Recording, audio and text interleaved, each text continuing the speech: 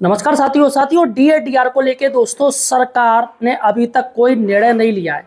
सबसे बड़ी बात है दोस्तों, और मजाक वाली मैं बात कहूंगा कि एट्थ पे कमीशन दोस्तों जिसकी सरकार प्रदर्शनी कर रही है, मुझे लग रहा है आज तक के इतिहास में पहला ये एट्थ पे कमीशन बनेगा।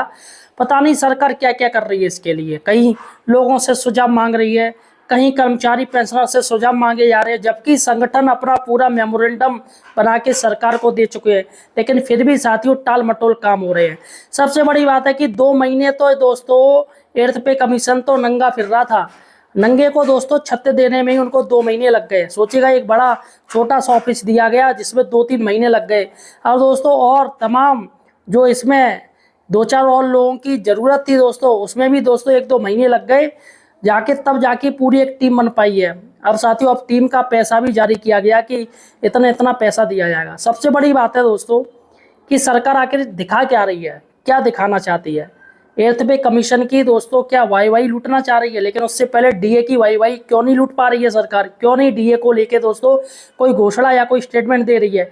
दोस्तों आज हम सरकार के सामने 5 सवाल पूछेंगे दोस्तों, और ये सवाल काफ़ी ज़्यादा इंपॉर्टेंट है। अगर आप एक पेंशनर हो तो इस वीडियो को पूरा जरूर देखिएगा, किस तरीके से पीठ पीछे पेंशनर की दोस्तों पेंशन काटने का सरकार एक बहुत घटिया कार्य करने जा रही है। देखिएगा दोस्तों, पहले बड़ी बात है दोस्तों, डीए पर तमाम संगठन नाराज हो गए हैं। डीए देरी को लेकर दोस्तों तमाम संगठन जो कि लेटर लिख रहे हैं वित्त मंत्री जी को, निर्मला सीतारमण जी को, देखते हैं उसमें मैं बात करूंगा। दूसरी बड़ी बात है एट्थ सीपीसी पर बड़ी खबर। जी हाँ दोस्तों, एट्थ सीपीसी की बहुत ही जल्दी मीटिंग शेड्यूल जारी कर दिया गया है एट्थ पे कमीशन की तरफ से। मैं वो आपको बताऊंगा कहाँ कहाँ कब मीटिंग रखी जाएगी, और आप जाइएगा फौरन जल्दी भाग के जाइएगा एट्थ पे कमीशन से, जाके कहिएगा भैया हमें ये दे दो, हमें ये चीज़ चाहिए। चलेगा दोस्तों, तीसरी बड़ी बात है पेंशन एवं वेतन सरकार को पड़ रही है भारी। जी हाँ दोस्तों, खुद वित्त मंत्री निर्मला सीतारमण जी ने ये बात कही है कि ये जो पेंशन है और ये जो वेतन हमें देना पड़ रहा है सरकारी कर्मचारियों को, इससे अर्थव्यवस्था चौपट हो रही है। देखिएगा दोस्तों, सरकारी कर्मचारियों के लिए उन्होंने ऐसी बात कही है, पेंशनर के लिए ऐसी बात कही है। चौथी बड़ी बात है एक दिन का विधायक तो 84,240 रुपये पक्की पेंशन मिलेगी। जी हाँ साथियों, और पांचवी बड़ी बात है पूर्व सैनिकों में भेदभाव क्यों कर रही है सरकार। एक को 48,000 रुपये दे रही है तो दूसरे को 24,000 रुपये क्यों दिए जा रहे हैं, समान कार समान पेंशन क्यों नहीं है। जी हाँ साथियों, अगर आप एक पेंशनर हैं तो दोस्तों चैनल को सब्सक्राइब जरूर कीजिए। यहाँ पर मैं आपको बता दूं, सिर्फ दोस्तों मैं ही पूरे यूट्यूब में एक ऐसा इंसान हूँ जो सरकार से चुभते हुए सवाल करता हूँ, बल्कि अन्य यूट्यूबर सरकार के खिलाफ कोई बात भी नहीं करते। पता नहीं यार क्यों डरते हैं गवर्नमेंट से, हमें ये समझ में नहीं आ रहा। आपका हक मारा जा रहा है, आप चुपचाप बैठे हुए हो, तो यार मुझे लग रहा है ऐसा बिल्कुल नहीं करना चाहिए। जो आपके साथ ज्यादती हो रही हो, गलत हो रही है, उसके खिलाफ आवाज़ उठानी चाहिए। तो दोस्तों मैं आवाज़ उठाने के लिए तैयार हूँ, हमेशा तैयार रहता हूँ। तो यार चैनल को सब्सक्राइब जरूर कीजिएगा, वीडियो को शेयर जरूर कीजिएगा। तमाम आपके जो व्हाट्सएप ग्रुप चल रहे हैं जो पेंशनर भाइयों के, तो उसमें ये शेयर कर दीजिएगा, उनसे कहिएगा कि चैनल को सब्सक्राइब करें। आने वाले समय में वैसे भी दोस्तों अब आंदोलन की ज़रूरत पड़ेगी। वैसे भी सरकार कुछ ना कुछ ऐसा ड्रामा कर ही देती है जिससे सभी को सड़कों से लेके संसद तक दोस्तों मार्च पैदल करना पड़ता है, सड़कों तक आना पड़ता है। तो फिलहाल साथियों सबसे पहले हम चलते हैं अपनी पहली बड़ी खबर पर। जी हाँ दोस्तों, डीए पर दोस्तों तमाम संगठन नाराज हो रहे हैं। ऐसा लग रहा है डीए ना होके, ऐसा लग रहा है जैसा कोई सरकार बहुत ज़्यादा प्रेशर झेल रही है डीए को लेके।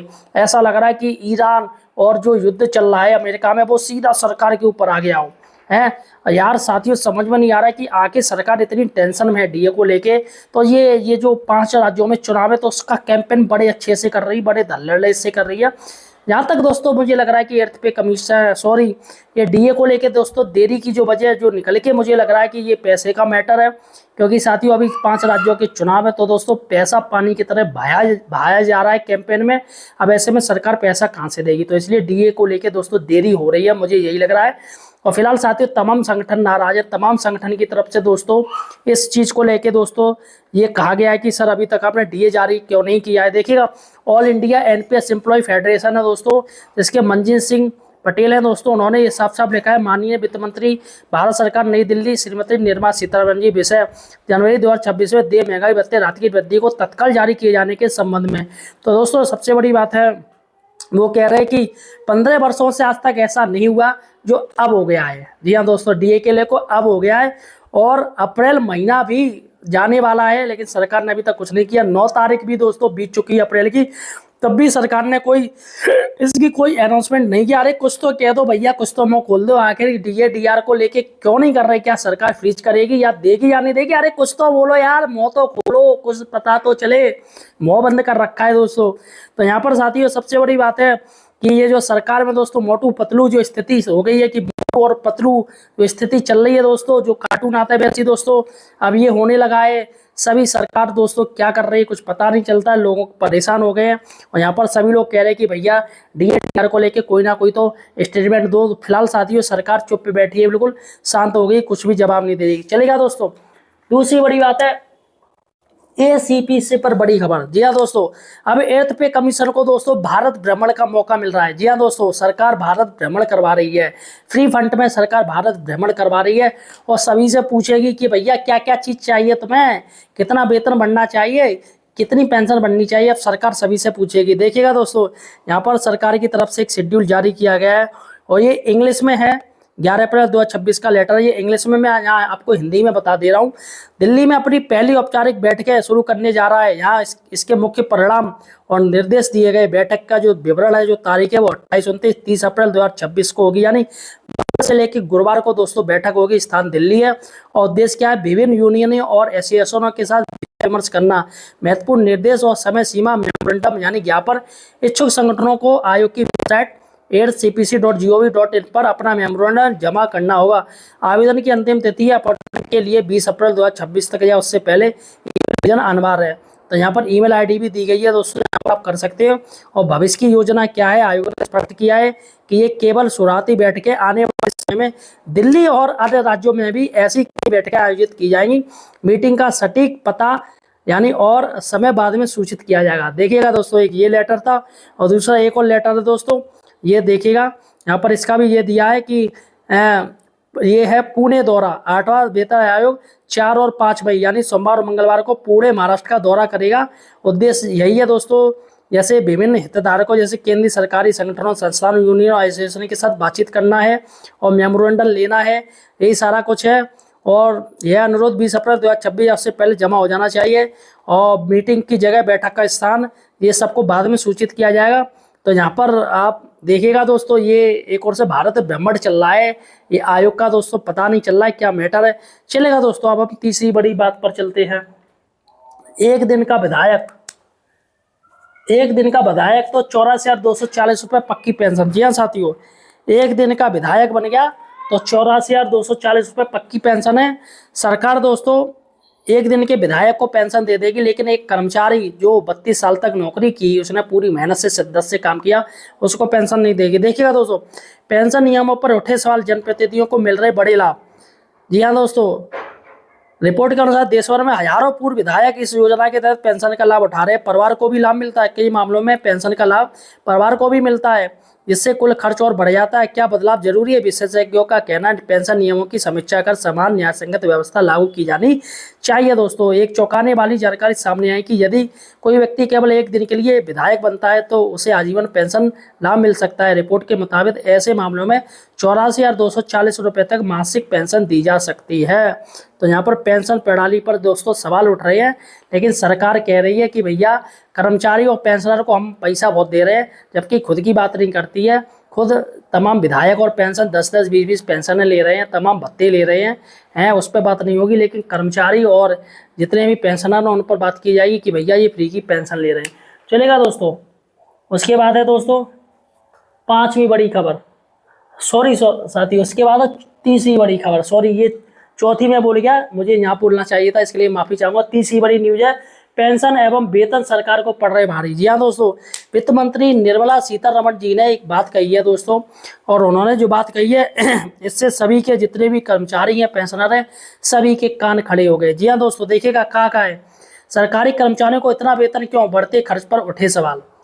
सरकारी वेतन संरचना पर बहस, तेज अर्थव्यवस्था और खर्च को लेकर चिंता।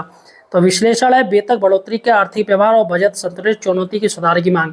तो यहाँ पर साथियों कह दिया है क्या है, सरकारी कर्मचारियों के लिए वेतन बढ़, देश भर में चर्चा, बढ़ते खर्च का असर, अर्थव्यवस्था पड़ने की आशंका, निजी सरकारी वेतन पर अंतर बहस, विशेषज्ञों ने वेतन संरचना की समीक्षा की मांग की है। तो यहाँ पर साथियों अब सबसे बड़ी बात है कि सरकारी वेतन पर उठे सवाल, बहस तेज हो गई है। मतलब सरकार खुद कभी सवाल उठाया है कि हम विधायकों को, माननीयों को, मंत्रियों को इतनी पेंशन दे रहे हैं, लेकिन नहीं, सीधे सरकारी कर्मचारियों और पेंशनर के वेतन पर ही सवाल उठेंगे, जो कि दोस्तों गलत है। फिलहाल अब ये एट सीपीसी की बात हो रही, मुझे नहीं लग रहा है कि सरकार इसमें कुछ पैसा ज़्यादा बढ़ाएगी, क्योंकि यहाँ पर इनके आप देख लिया मंशा इनकी क्या है, क्या ये बात कर रहे हैं। और डीए डीआर को लेके आप देख ही रहे हो कि कितना टाइम स्पेंड ये निकाला जा रहा है, टाइम पास किया जा रहा है। चलेगा दोस्तों, अब हम चलते हैं अपनी पांचवी बड़ी खबर, जो वो वाली थी, अब ये इस पर पांचवी पे चलते हैं। पूर्व सैनिकों के में भेदभाव, एक को 48,000 तो दूसरे को 24,000 रुपये क्यों? आखिर दोस्तों क्यों दिया जा रहा है? देखिएगा दोस्तों, पूर्व सैनिकों के जो लड़के लड़कियां हैं, है ना, यहाँ पे नाते नाती हैं, नाते पोते हैं उनके, तो उनकी पढ़ाई के लिए, शादी के लिए सरकारी की तरफ से दोस्तों अनुदान मिलता है, पैसा मिलता है। लेकिन दोस्तों यहाँ पर भी अंतर किया जा रहा है, यहाँ पर भी भेदभाव किया जा रहा है। किसी को 48,000 रुपये मिल रहे हैं तो किसी को 24,000 रुपये मिल रहे हैं। एक हिस्सा 48,000 क्यों नहीं दिया रहा है? इस पर दोस्तों एक हम रिपोर्ट लेके आए, सबसे पहले आप रिपोर्ट देखिएगा, वो रिपोर्ट क्या कह रही है, जिससे आपको पता चल सके। रक्षा मंत्रालय के department of x serviceman welfare ने 15 अक्टूबर 2025 को भूतपूर्व सैनिकों को बड़ी खुशखबरी दी, जिसमें 3 ऐसे मुख्य grant, financial assistance for education और पेन्योर ग्रांट और इसके साथ साथ मैरिज ग्रांट, इन सब की जो रेट थी उसको डबल कर दिया। लेकिन इस दौरान एक ऐसी डेट बता दी, इस डेट के कारण भूतपूर्व सैनिकों और विधवाओं के बीच में भेदभाव उत्पन्न हो गया। क्या है मामला, यहां पे आप देखिए। पहले इस लेटर को समझते हैं। यह लेटर 15 अक्टूबर 2025 को जारी हुआ है। इसका सब्जेक्ट है revision of financial assistance amount of penury grant, marriage grant and education grant under armed forces flag day fund. देखिए, जो फाइनेंशियल असिस्टेंस यानी वित्तीय सहायताएं दी जाती है केंद्रीय सैनिक बोर्ड द्वारा, वो armed forces flag day fund, रक्षा मंत्री एक्स सर्विसमैन वेलफेयर फंड और प्राइम मिनिस्टर स्कॉलरशिप स्कीम के तहत दी जाती है। अब armed forces flag day fund से 3 ऐसी योजनाएं जिसका लाभ भूतपूर्व सैनिकों और विधवाओं और उनके आश्रितों को मिलता है। इनकी रेट, जो एजुकेशन ग्रांट है उसकी 1,000 रुपए एक बच्चे की 1 महीने की थी, यानी साल के 12,000 रुपए। 2 बच्चे हैं तो 24,000 रुपए। इसको बढ़ा के 48,000 रुपए किया गया। मैरिज ग्रांट, एक डॉटर की शादी के लिए 50,000 रुपए मिलते थे, इसको बढ़ा के 1 लाख रुपए एक डॉटर के लिए किया गया। 2 है तो 2 लाख रुपए। पेन्योर ग्रांट पहले 4,000 रुपए था, जिसको बढ़ा के 8,000 रुपए पर मंथ किया गया। It has been decided with the approval of the competent authority to enhance the rate of financial assistance amount of पेन्योर grant, marriage grant and education grant funded out of armed forces flag day fund as under। जिसमें पेन्योर grant है उसको 4,000 रुपए से 8,000 रुपए किया गया, marriage grant को 50,000 रुपए से 1 लाख रुपए किया गया और एजुकेशन ग्रांट को 1,000 रुपए पर मंथ से 2,000 रुपए पर मंथ पर चाइल्ड किया गया। अब देखिए पैरा 2 में क्या लिखा है। The revise rate will come into force for applications submitted from 1 November 25 onwards. 1 नवंबर 2025 के बाद में जिसने अप्लाई किया है उसको ये बढ़ी हुई रेट मिलेगी और 1 नवंबर 2025 से पहले जिसने अप्लाई किया है उनको पुरानी रेट मिलेगी। यानी 1 नवंबर 25 से पहले पेन्योर ग्रांट अप्लाई किया है तो 4,000 मिलेंगे और 1 नवंबर 25 के बाद अप्लाई किया है तो 8,000 मिलेंगे। मैरिज ग्रांट की बात करें, 1 नवंबर 25 से पहले अप्लाई किया है तो 50,000 मिलेंगे और 1 नवंबर 2025 के बाद में अप्लाई किया है तो 1 लाख रुपए मिलेंगे। एजुकेशन ग्रांट 1 नवंबर 25 से पहले अप्लाई किया तो 1,000 मिलेंगे और 1 नवंबर 25 के बाद में अप्लाई किया है तो 2,000 रुपए पर मंथ पर चाइल्ड, यानी 24,000 की जगह 48,000 रुपए मिलेंगे। अब दोस्तों यहां पे भेदभाव कैसे हुआ कि ये जो अमाउंट मिल रहा है ये एक ही फाइनेंशियल ईयर का है और एक ही फाइनेंशियल ईयर का अमाउंट होते हुए भूतपूर्व सैनिकों और विधवाओं के बीच में अलग अलग कैटेगरी बना दी कि जो 1 नवंबर 2025 से जिसने पहले अप्लाई किया है उसको आधे पैसे मिलेंगे, 1 नवंबर 25 के बाद में जिसने अप्लाई किया है उसको डबल मिलेंगे। अब मुद्दा यह है कि एक ही फाइनेंशियल ईयर के अमाउंट में यह भेदभाव कैसे हो सकता है। यहां पे हम एजुकेशन ग्रांट की बात करें तो सेम एकेडमिक ईयर के लिए 2024-25 के लिए जिन्होंने 1 नवंबर 2025 से पहला अप्लाई कर दिया उनको 2 बच्चों का 24,000 मिलेंगे, और उसी एकेडमिक ईयर का जिन्होंने 1 नवंबर 25 के बाद में अप्लाई किया है उनको 48,000 मिलेंगे। अब ये हुआ कैसे? 2025 में केंद्रीय सैनिक बोर्ड की वेबसाइट 2-3 महीने के लिए बंद थी, और जैसे ही ये वेबसाइट अक्टूबर महीने के दौरान खुली